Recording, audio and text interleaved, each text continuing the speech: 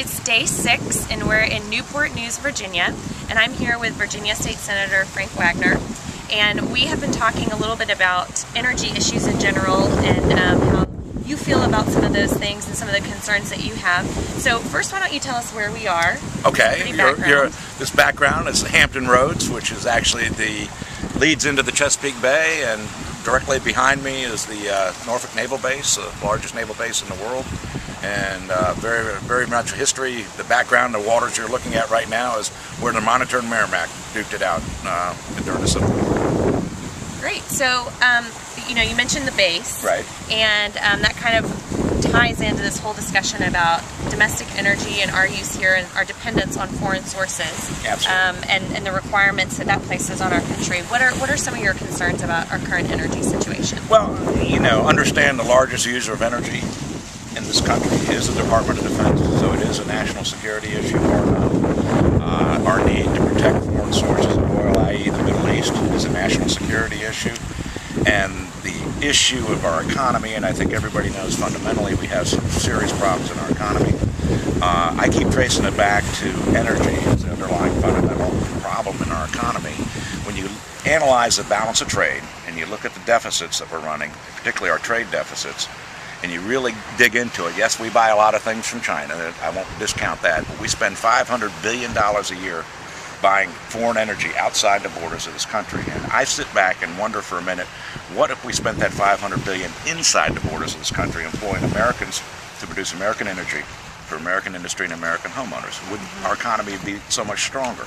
And yet we have the natural resources in this country to be able to realize that. Natural gas is one of those areas where we've made amazing discoveries recently about the quantity of natural gas available to our country and do that.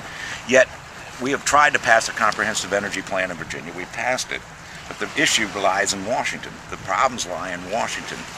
So much of everything we try to do here in Virginia, we have to go to Washington to get the permits to allow us to be able to control our destiny here in Virginia. And it's really not a state issue, it's a national issue.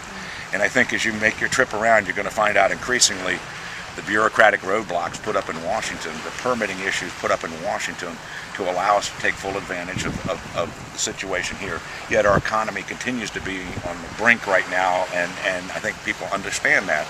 And so that's what gets me up in the morning and drives me, is trying to bring some common sense to that and be able to open up more of our domestic energy with a plan to understand that all fossil fuels are a finite resource. Eventually they'll run out. And eventually we're going to need to move on to other technologies. But we need a coordinated plan. We're not going to come off of fossil fuels tomorrow. We're not going to come off of fossil fuels in the next 50 years. But we need a coordinated plan to go from where we are now to where it is we need to be. Certainly we have the engineers, the technicians, the scientists to lead the way. To me, energy now is as exciting as a transistor was when it was first invented back in the 1950s. And look at the computer era it unleashed, and look what that's done for our economy. Energy offers that same potential, but we need a coordinated plan. We need to open up access to our own resources. We need to be smarter about how we use those resources. And certainly what you're trying to do here to promote natural gas as an alternative to fossil fuel or petroleum-based products to drive our automobiles and trucks and those types of things, I think is bringing a great message to everybody that it can be done, that it's all American, and it's something we need to pursue, and it can be done for a lot cheaper than what we're paying for gasoline right now, which most people don't realize. Right. Well, thank you, and kind of on that note, our next stop is Washington, D.C., so we're going to go there and take that message there. And good luck. Well, good luck. If you can do something in Washington that we've not been able to do from Richmond, I will give you the major award here in Virginia. Okay, good. Major award. All right. We'll see. All right. We'll see y'all later. Thank you. Thanks.